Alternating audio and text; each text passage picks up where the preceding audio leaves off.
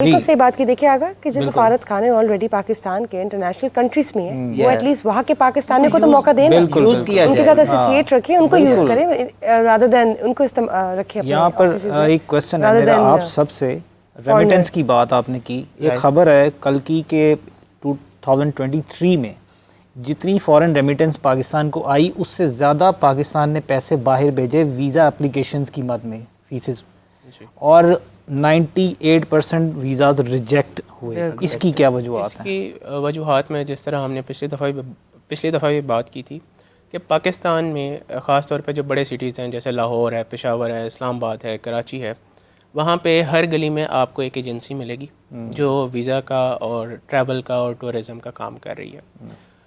जैसा मैंने पिछली दफ़ा बताया था, उनकी क्वालिफ़िकेशन मैट्रिक से ज़्यादा नहीं होती, वो बिल्कुल अनक्वालिफाइड बंदे होते हैं और उन्होंने पैसे वगैरह चला के सर्टिफिकेट्स वगैरह लिए होते हैं। वो क्या करते हैं, वो कहते हैं जी हम आपका वीज़ा लगवाते हैं, आपसे 50,000 रुपये लेंगे, वो सिर्फ आपसे आपका पासपोर्ट लेते हैं, फेक डॉक्यूमेंटेशन के, बाकी सारी डॉक्यूमेंटेशन वो खुद से फेक करते हैं, आपसे वो कुछ भी नहीं लेते। इवन कि आपकी मदर का नेम भी जो है दुबई का वीज़ा अप्लाई करते हुए या यूरोप में किसी मुल्क का अप्लाई करते हुए, ये मैंने खुद देखा है, मेरी आंखों देखा हाल है, वो आपकी मदर का नेम तक फेक लिखते हैं। वो क्या बात ये बताते हैं जी कि आपका वीज़ा जो है वो जल्दी लग जाएगा, हमें टेक्निकलिटीज़ का पता, उन्हें टेक्निकलिटीज़ का बिल्कुल नहीं पता होता। जब आपकी डॉक्यूमेंटेशन ही सारी फेक होनी है तो आपका वीज़ा कैसे ग्रांट होगा? बिल्कुल नहीं ग्रांट होगा।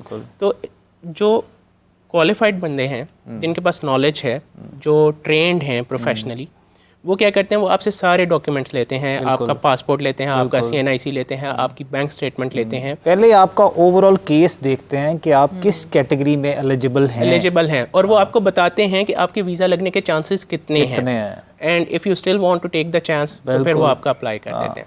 अच्छा, मुझे ये भी बताइए आप सब लोग के जिन ममालिक की हम बात कर रहे हैं, इनके अंदर अनस्किल्ड कैटेगरी में कौन से लोगों, मतलब क्या एलिजिबिलिटी है कि कौन से वीज़ाज़ हैं ऐसे जिसमें अप्लाई किया जा सकता है? इसमें भी डिफरेंट जो कंट्रीज़ हैं, ये कंट्रीज़ की यूनियंस हैं, उन्होंने अपने प्लेटफॉर्म बनाए हुए हैं। अब कंट्री की यूनियंस क्या होती हैं, जैसे हम साउथ एशिया में बात करें तो हमारी यूनियन है सार्क, इसी तरह साउथ ईस्ट एशिया में बात करें आसियान, इसी तरह यूरोप में बात करें यूरोपियन यूनियन।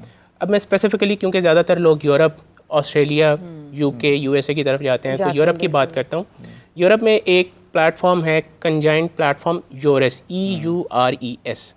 उसमें कैटेगरी वाइज जॉब लिस्ट होती है, उसमें जो स्किल्ड प्रोफेशनल्स हैं उनके लिए भी जॉब लिस्टेड है और जो अनस्किल्ड लेबर है उसके लिए भी जॉब लिस्टेड है, और उसमें बाकायदा आपको हेड्स दिए होते हैं। बिल्कुल, ये पैकेजिंग की जॉब है, ये क्लीनिंग की जॉब है, ये स्वीपर की जॉब है, ये हेल्पर की जॉब है। आप वहाँ पे जाएं, वहाँ पे उन्होंने सारी रिक्वायरमेंट दी होती है कि आपको इंग्लिश लैंग्वेज आनी चाहिए, आपको डच लैंग्वेज आनी चाहिए, और लैंग्वेज कोर्स तो मेरा ख्याल है तमाम जगहों पे मस्ट है। लैंग्वेज तो मस्ट है। मुझे ये बताएं, स्किल्ड की बात कर रही हैं, तो स्किल्ड में किस किस्म के आ जाते हैं काम, अनस्किल्ड में किस किस्म के आ जाते हैं काम? जरा अगर हम डिटेल में ऑडियंस को स्किल्ड प्रोफेशनल्स की बात करें, जैसे मैं लॉयर हूँ खुद, तो वहाँ पे आप देखेंगे वहाँ पे लॉ के रिलेटेड जो फील्ड्स हैं उनमें आपको जॉब्स मिलेंगी। बिल्कुल, अगेन यूरेस के प्लेटफॉर्म पे, on the basis of experience. आपने मैनेजमेंट में डिग्री की हुई है, स्टेम डिग्रीज आ जाती हैं इसमें, स्टेम डिग्रीज आ जाती हैं, इसके सब्जेक्ट्स आ जाते हैं, आ जाते हैं, सारे आ जाते हैं। आपको इंजीनियरिंग में डिग्रीज मिलेंगी, आपको टेक्नोलॉजी की फील्ड के अंदर जॉब मिलेगी, आपको IT के अंदर जॉब मिलेंगी, बेतहाशा जॉब मिलेगी, टीचिंग के अंदर आजकल दुनिया में सबसे ज़्यादा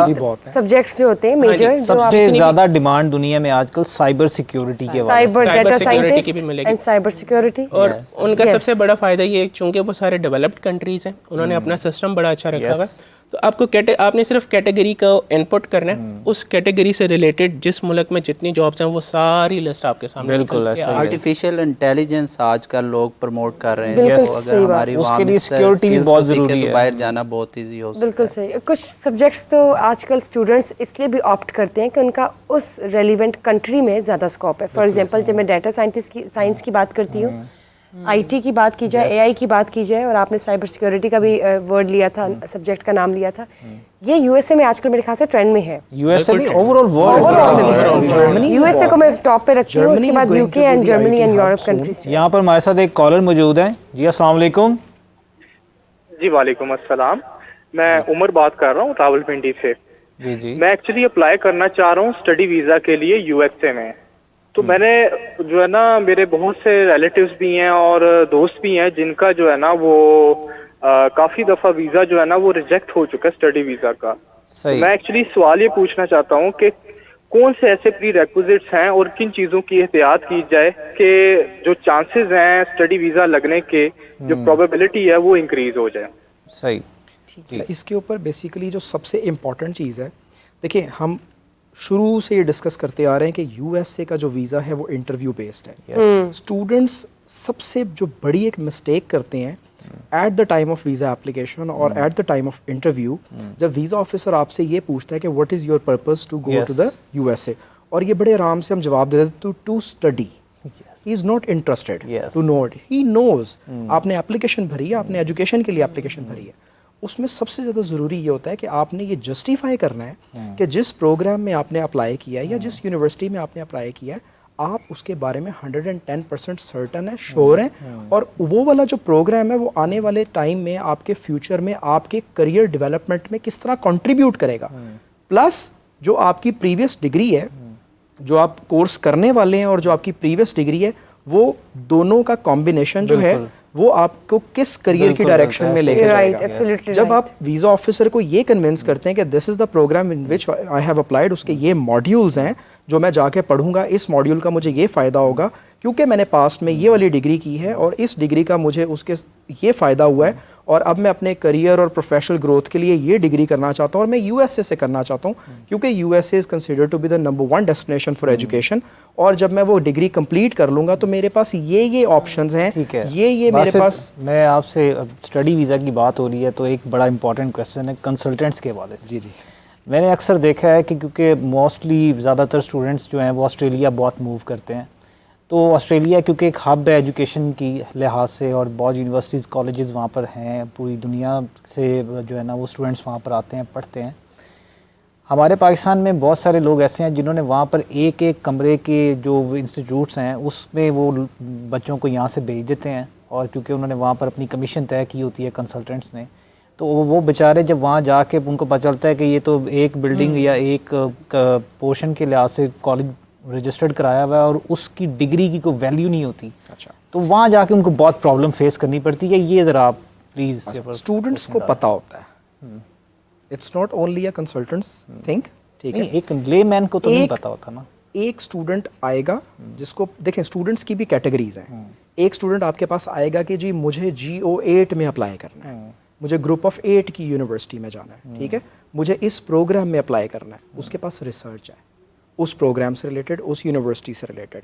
एक स्टूडेंट आपके पास आएगा, आप सजेस्ट करते हैं, ठीक है, ये मेरा प्लान है, ये वाली सारी चीज़ें। एक स्टूडेंट आएगा, बस जी मुझे भेज दो, ठीक है, उस स्टूडेंट को ये कंसर्न नहीं होता है कि वो इस कैटेगरी में फॉल करता है, वो इस कैटेगरी में फॉल करता है। देखें, स्टूडेंट को अप्लाई करना है, उसकी ज़िंदगी है, उसका करियर है, उसको भी चाहिए कि वो इस तरह के कंसल्टेंट्स को जाके ना मिले और ना उनसे बात करें। हमारे यहाँ पर ज़्यादा कंसर्न सिर्फ ये होता है कि हम वहाँ पहुँच जाएं जी, और एग्जैक्टली कि हम बस वहाँ पे पहुँच जाएं, जैसे जी वहाँ पे जन्नत है और वो हम, लेकिन ये नहीं पता होता कि उसके बाद जब आप पहुँचते हैं आपकी डिग्री, आपका फ्यूचर सारा मेटल पे कर रहा होता है। ये सामने आ रहा है, जी जी, सॉरी आपकी बात काट रहा हूँ, ये इस वजह से सामने आ रहा है कि हमें जो स्किल वीज़ा अप्लाई या विजिट वीज़ा है वो हमें मिलता नहीं है, रिजेक्ट कर दिया जाता है।